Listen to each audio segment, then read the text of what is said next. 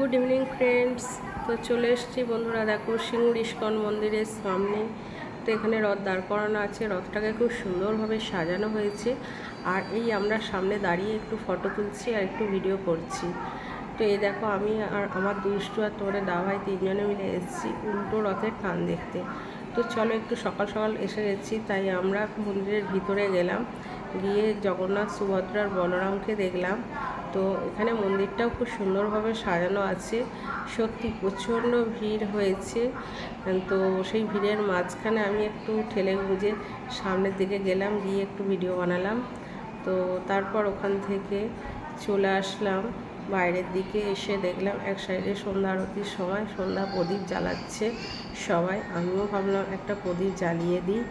তো এইখানে আমি প্রদীপ জ্বালিয়ে সারা মন্দিরের প্রদক্ষিণ করিয়ে এই স্থানে আমি রেখে দিলাম প্রদীপটাকে। তো রেখে আবার আমি ভিতরের দিকে যাচ্ছি, দেখো বন্ধুরা। তো এখানে প্রত্যেকটা ঠাকুর আছে, তার মধ্যে এক সাইডে রাখা আছে এইখানে ভগবান প্রভুপাদ। তো এখানেও আমি আমার প্রদীপটাকে ঘুরিয়ে রেখে এসেছি। তো যাই হোক বন্ধুরা, ভিডিওটা যদি আমার ভালো লাগে তাহলে অবশ্যই একটা লাইক, কমেন্ট আর অনেক শেয়ার করবেন।